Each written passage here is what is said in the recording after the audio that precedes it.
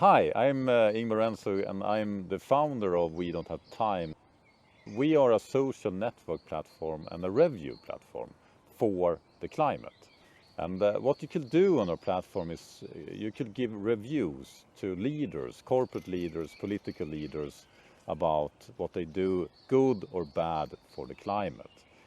So if you see something that you don't like, you could give them a climate warning, and we will send this climate warning to the leader and have them to answer, have them to change, and put pressure on that issue. But you could also send climate love. If you see something that someone that are doing something great for the climate, and to encourage that and to share that to the world so more people will look up to that action and do the same.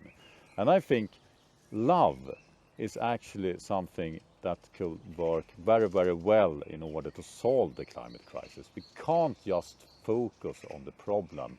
We must also focus on the good action, what's actually out there that are working for solutions. And how this works, I could just show you a little bit examples here.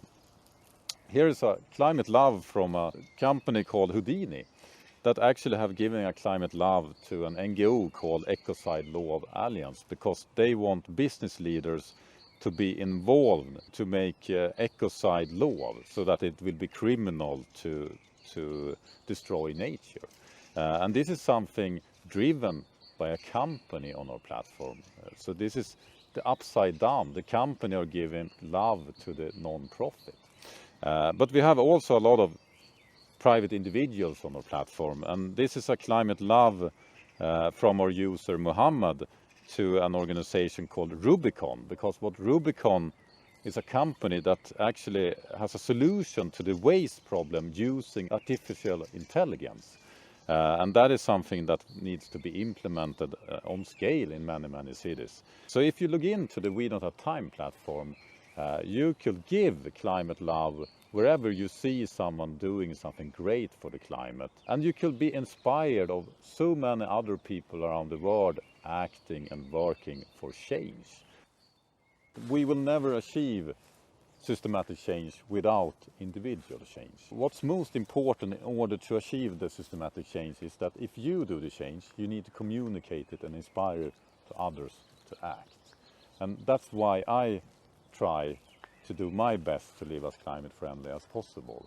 So that's why I love my solar panels, for instance. It's not the renewable energy that is the best thing with it. It's actually that everyone sees in my neighborhood that I have those panels, and that is communicating climate action and have them to think about it and have them to do the same. So just 2 months after I put up my solar panels, my neighbor house did the same, and now has many more followed.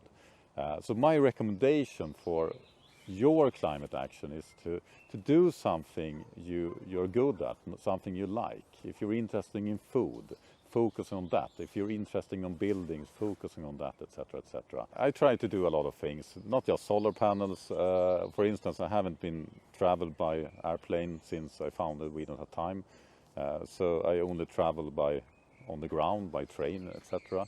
I don't eat red meat. I sometimes eat meat, but I'm not an absolutist. And I think that is important, that you don't need to be perfect. No one is perfect, and actually, if you are perfect, that will scare people away, because they will feel that they can't take after your actions. So by being imperfect, you will have more followers. It's impossible to live in a perfect climate-friendly lifestyle in the system we have today, but it's absolutely achievable to do the very best you can and have others to follow, and I totally recommend it. But it's not just climate action on our platform. We are also planting a tree for all new members signing up to our platform. And if you invite your friends, we will soon have a forest together that we will plant for you. Isn't that awesome? So if you want to do some change in the world, just give 5 minutes per day. Log in to We Don't Have Time. You will find the app in the App Store and Google Play and on the web. And do some social media activity that will make an impact. 5 minutes per day. If you do that, and if you talk to your friends to do the same, we will change the world together. Give climate love and save the world.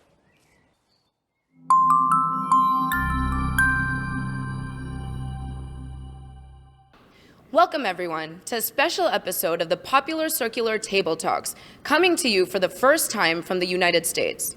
These shows, 4 of which have been broadcast so far from We Don't Have Time's headquarters in Stockholm, have been shedding a light on the extraordinary and many would say untapped potential of transforming waste flows across economies into sources of new raw materials and thus new opportunities for addressing multiple social, economic, and environmental issues. Today, we will look at how, through science, technology, private sector vision, and inspiring government policy, countries and communities can bring back materials like nitrogen, phosphorus, and other valuable substances, and in ways that can help us fight climate change, protect biodiversity, reduce dependency on increasingly fragile supply chains, and reduce an array of negative impacts on our atmosphere, oceans, and lands. One pioneering company at the cutting edge of this revolution in what is called the circular economy is the Nordic environmental company Ragn-Sells, our partner in this series.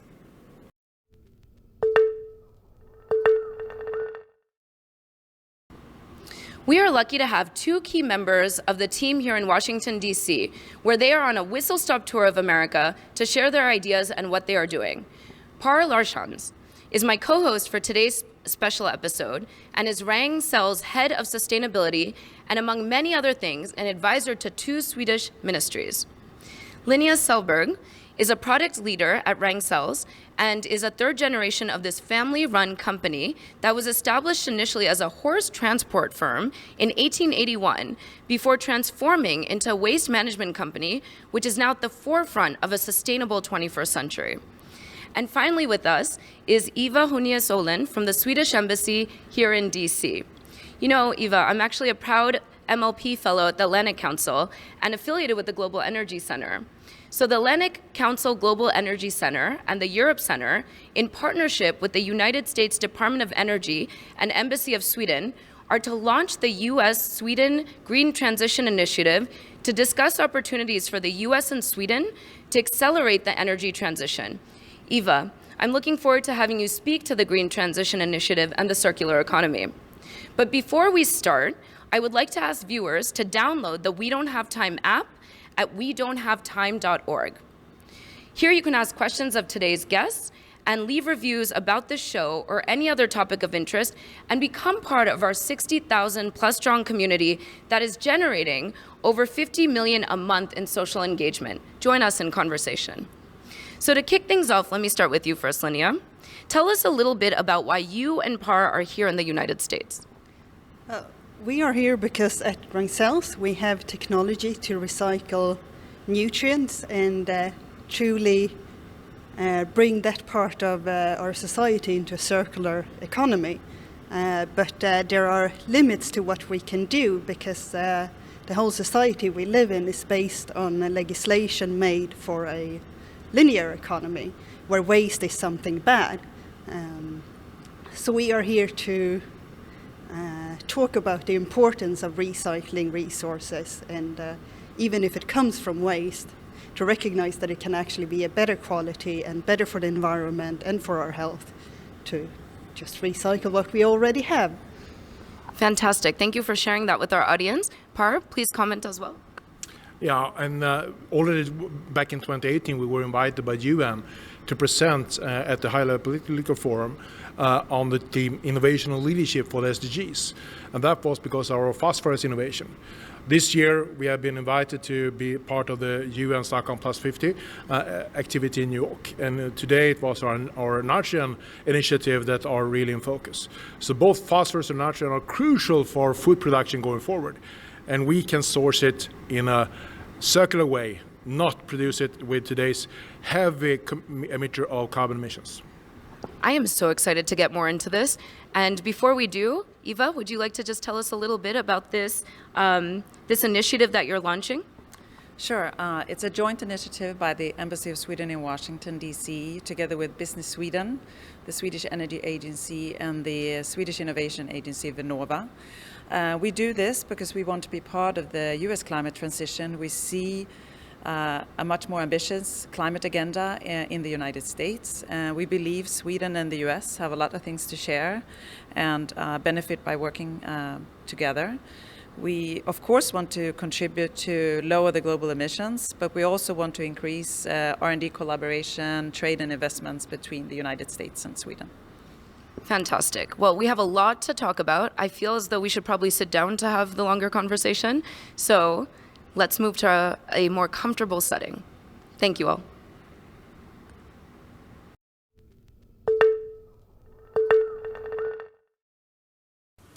If we are serious about creating a sustainable world, we have to start using the raw materials we have already extracted over and over again. But that is not how the world works today.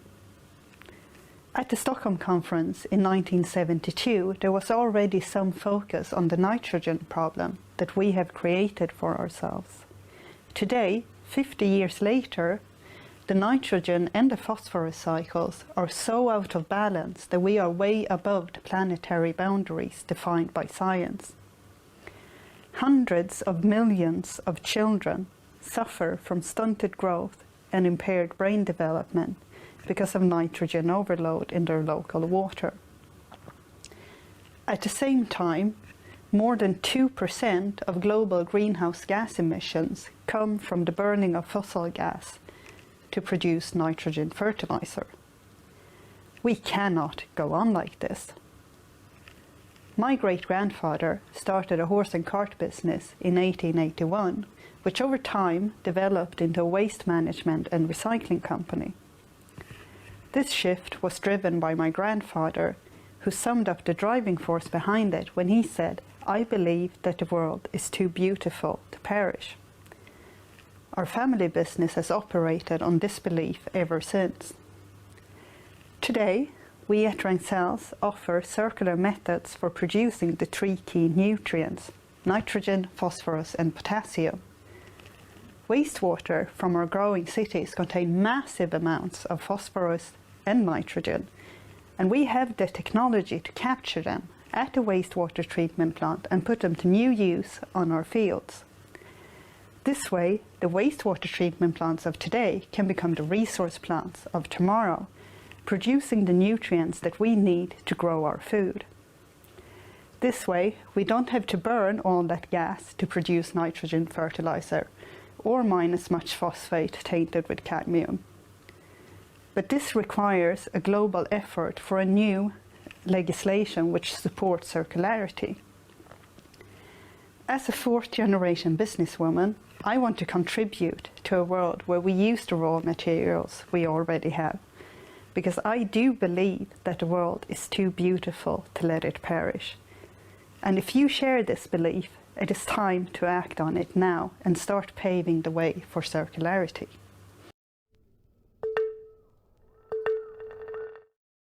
Hello again. Now that we are comfortably seated, we can really get into this conversation. So let's talk about the company, your company, Ragn-Sells. What is it you do, and why is it that nitrogen compounds are so important to our planet? The understanding is that if we start with a problem in the world, nitrogen is one of the few things that are really critical when it comes to the planetary boundaries, our challenge. And we don't really know what's going to happen if we are already today over the threshold where we cannot go back anymore. But nitrogen is one of the really critical subjects that we need to make sure that we can avoid to continue the use the way that we're doing today. So nitrogen needs to be taken care of in a different way. Ragn-Sells, we have been a waste management company, but understood in 2015 that we needed to transform, because in the future circular economy there is no waste, and therefore we then made sure that we did innovate things that we can be part of the future circular economy, and our nitrogen solution is one of them. Why do we need to be that concerned about nitrogen, though? Well, the challenge is that today, nitrogen, if it emits into our oceans or our rivers, it causes eutrophication. If it comes into our freshwater, it causes problem for health. I know hundreds of millions of kids around the world in the developing countries, they are suffering from the problem with the nitrogen. So the nitrogen is one of a really health problem as well as it is an environmental problem. Because when nitrogen are emitted back to the atmosphere, it's mainly done through laughing gas, nitrogen dioxide, and it's a huge climate gas. So it's bad for the climate, bad for the health, and of course much needed at the same time for food production. I mean, this is the issue, right? Is that we think of nitrogen as laughing gas. How harmful can that be? But actually, this is something we really need to make aware to the public and to policymakers so we can get behind some of the innovative solutions that your company is putting forward. So Linja, somebody third generation in this company, this is in your family, this is in your blood. Tell us a little bit, what have you developed and why is this of interest, especially here in the US? We have technology today to recycle both nitrogen, that we have already talked about, and phosphorus from sewage sludge. And these are two of the three key nutrients to produce food. We need phosphorus, nitrogen, and potassium, and we can actually recycle all of these resources. The phosphorus and the nitrogen from wastewater, and the potassium from ashes from incinerated waste. And this is it's really important for the phosphorus and the potassium. They're limited resources, and it's only a handful of countries that produce these resources today. So we are very dependent on Russia, for example.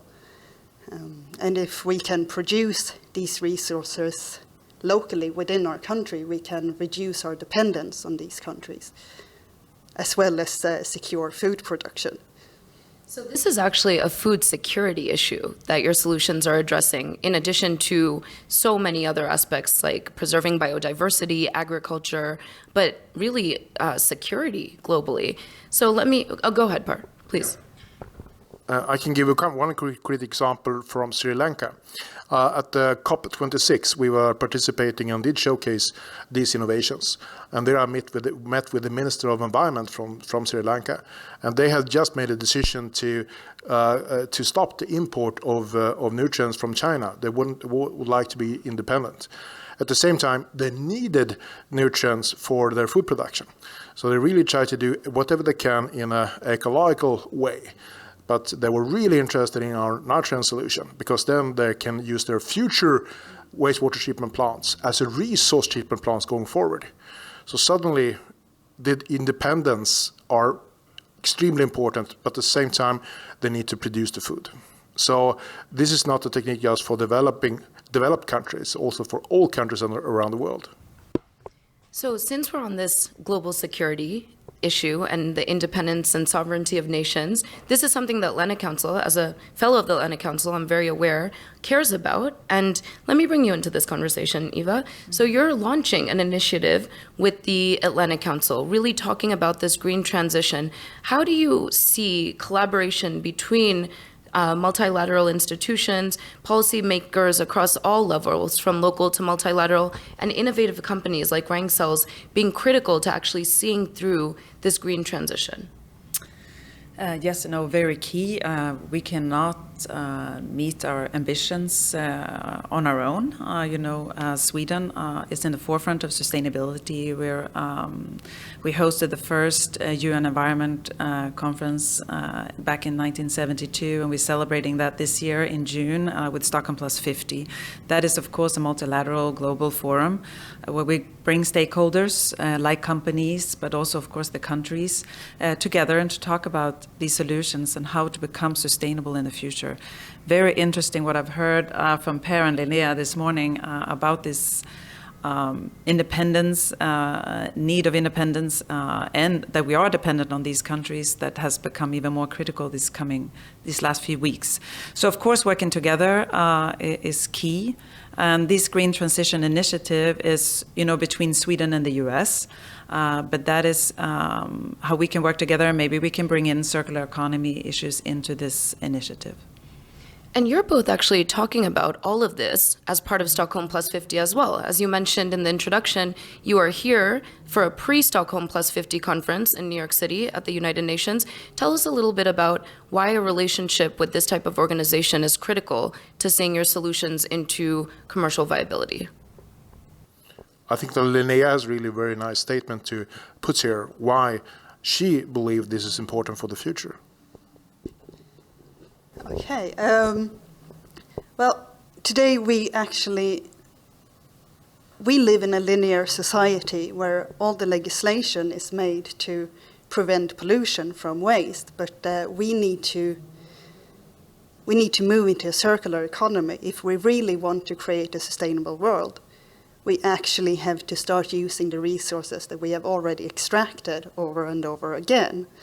And that's why we're here today, because we need to get the word out that we need to change the way the world works today. We need to change the legislation to support circularity. And that's the only way we can actually make use of these resources. And some of these concepts, unless you've studied chemistry in college, might be over our policymakers' heads. So how do you talk about these in a way that is really going to resonate so that you can see appropriate policy support for your solutions? How have you been speaking to policymakers about this? Do you want to? Yeah, it's my favorite theme, and I would like to address the policymakers here now. It's extremely important to understand that you are the key here. If you can make sure that you put the demand of phosphorus recovery as an example, it will mean that we will start the circular transformation. But you also need to allow that it's possible to use. Because to be honest, in Europe, we can produce a really high quality phosphorus that is perfect for as a feed phosphate, but we're not allowed to use it because the legislation say, well, origin determines not the quality. If it has mined resource with high pollutions, with high carbon emissions, it's okay. But with a low carbon emitter, with a much higher quality, you're not allowed to use it. So I agree with Linnea, we need to make a mind shift. And you, policymakers, need to make a mind shift and understand there is technique available out there, and it will reduce in the end the cost for the wastewater treatment plants as well. So it's good for the money as well for the society. And from your position, Eva, at the Swedish Embassy, do you appreciate some of the challenges here that Par and Linnea are confronting when it comes to communicating these solutions to policymakers? What sort of public-private partnerships are really needed to solve what is a bigger climate crisis? This is one impact. Food security issues, food and agriculture is one impact of climate change. And we have solutions. We just need to see them actually materialize. So how do you think about public-private partnerships in terms of supporting collaboration and innovation? Again, that is one reason why we're doing this Sweden-US Green Transition Initiative, because we see there is a need to help innovative technologies like what Ragn-Sells have to get to the market, and that's why we're putting some money into this initiative, and we'll be supporting this initiative for 3 years with some local people here in Washington, but also in California, where we see there is a very progressive agenda going forward within this space.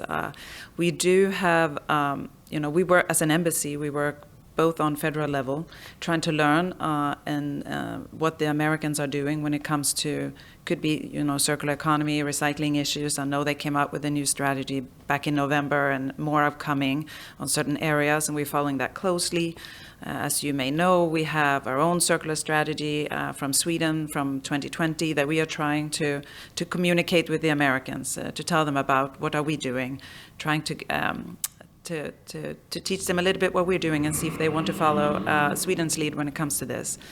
And as I said, California, we have a bilateral agreement with the state of California. We see that a lot of the waste recycling issues are not maybe managed or ruled on a federal level, but rather on a municipality and state level. So we try to engage with them on city and state level. And I know California specifically has reached out to Sweden to talk about circular economy issues. So hopefully we can work with that, maybe Ragn-Sells. I can give a very concrete example from 2018 when I was in New York the last time at UN. I also met with the city of New York then, and they really expressed about their problems with how they should treat the sewage sludge after 2030. They are now landfilling or landscaping, depending on how you see it. But to be honest, they're wasting the resources. And so our example is that if we use our technique, you don't need to landfill anymore. You can extract all the resources that can come back. And of course, the most valuable thing are the phosphorus. So we do have a solution for the megacities, for New York, for Washington, even if Washington maybe not, it's a big city, but not a megacity. It's also perfect fitted here. So, okay, are you noticing that there are some certain cities and states that are ahead of the curve a little bit from your experiences? Where would you like to see a little bit more action here in the US and around the world? I think you already mentioned California on the forefront. We do see that New York is also really on the forefront when it comes to environmental issues.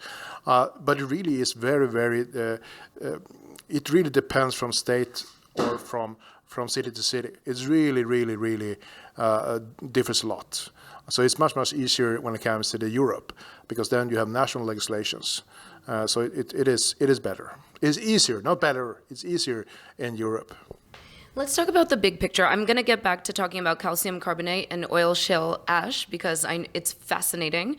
And those who are anticipating a deep dive during this table talk, you will not be disappointed. But while we're on this big picture, let's talk about how waste flows can bring back valuable resources while helping with all of the aspects of climate, right? We have to connect this back to the reality of what we are collectively experiencing, which is the planet is warming. And we need to really think about biodiversity loss and pollution.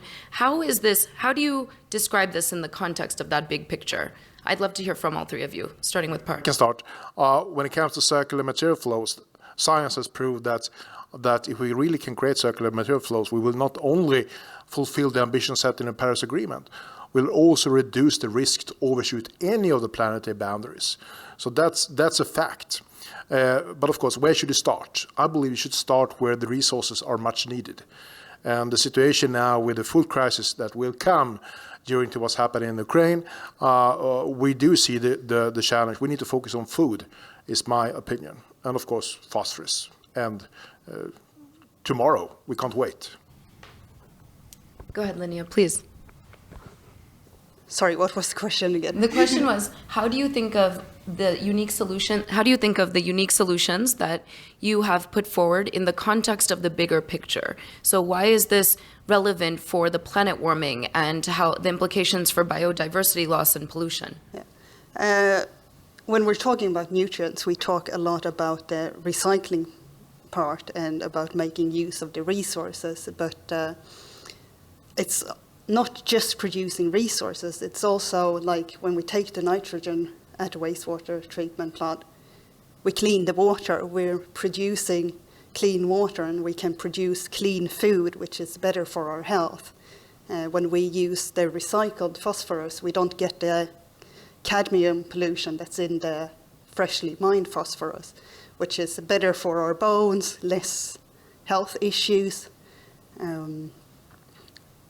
And it's always like that with recycling. It's two-sided. We get resources and we save pollution, which is good for our health and for the environment. If you look at nutrients like nitrogen and phosphorus, that produces eutrophication and pollutes our oceans. So that's a big part of it as well. these nutrients can have detrimental effects on the environment, but ultimately, if recycled, can really be maximized, their fullest potential. Because we need these nutrients. They're critical to human health and planetary health. They just need to be recycled in a way where we really all win, right? The planet, animals, and humans. Yeah, it's a win-win. It- We save the greenhouse gas emissions, we get rid of pollution, and we get better health. Okay, well, you've definitely have. What's wrong with I've that? learned something here. Yes, you've definitely convinced me. How do you think about this, Eva? I guess I should echo Linnea and Per. As I said earlier, Sweden has very high ambitions when it comes to sustainability, and we want to be one of the first fossil-free welfare states. In order to become fossil-free, we need to transition to a circular economy. And it sounds like in order to face all environmental challenges and also get the economic benefits, it sounds from these kind of technologies, that's a win-win. So we need to transition to a circular economy to get these environmental benefits and the economic benefits going forward. Okay, I mean, this is called Circular Table Talks, but if we haven't convinced you on the importance of circular economies across all sectors, then we're just going to keep having our circular table talks until we get there. So before we end, I really would like to hear more about calcium carbonate and oil shale ash. These are, again, terms that if you're not working in the space might not be too familiar to you, but obviously have significant consequences on our planet. So please do share with our audience. Yeah, Sveta, what we touch upon today are innovations that also are very suited to use here in the US. The phosphorus and the nitrogen are for the wastewater treatment plants. The potassium is based on that we can use our waste to energy plants here in the US, and so they can become circular. But when it comes to oil shale energy production, it exists in Utah today. And we have a project now where we have innovated a solution in Estonia, where we'll use what has been stockpiled since the 60s from the old Soviet Union energy production. And 600 million tons of ashes are stockpiled in the north of Narva.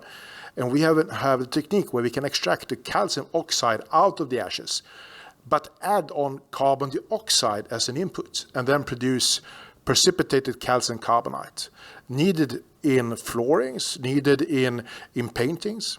And we have a company here in US, Tarkett, a flooring company, that are a partner to us on a global level because they would like to change how they source the calcium carbonate going forward. They would like to source it in this case, a climate negative way. So it's possible to use the ashes to produce carbon negative raw material that are much needed and replace today's virgin production.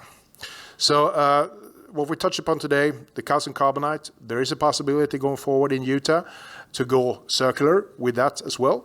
There is a possibility for all wastewater treatment plants in the US to use the technique that we talked about with phosphorus and nitrogen. And of course, if you have using waste to energy plants, you should go circular. And then we have a technique for that as well. I am so excited to see these solutions come into fruition. What do we need to see what do we need to make that happen ultimately? What are the challenges we still need to overcome here? We need to have policymakers to understand that it's possible. We need to have the rulers, the presidents of the countries to do that. And I would like to end with a small film with the president, the prime minister, and the EU commissioner speaking about our innovation, our OSA project, the Estonian project. So you can see it. It was a documentary that was broadcast the same day as the heads of states met at the COP26. But I won't give you the 45-minute version. You will just have the 1-minute version where you can see a statement from the Prime Minister of Estonia, the President, but also the EU Commissioner about Ragn-Sells innovations. That's a fantastic way to cue up the film. Thank you so much to each of you for being here in Washington, D.C., being part of the UN Stockholm Plus 50 event, which is coming up in June in Stockholm, and for taking the time to visit our We Don't Have Time headquarters in Washington, D.C. for this special episode of Circular Table Talks. We are thrilled to have hosted you, and we can't wait to see these really critical innovations reach their fullest potential. So we hope you've been out there listening carefully, policymakers, and thank you for educating our global user base and public as well, to get a little bit more knowledge on maybe some concepts that they haven't encountered in a while. I know I've learned a lot. Thank you very much to each of you. Thank you.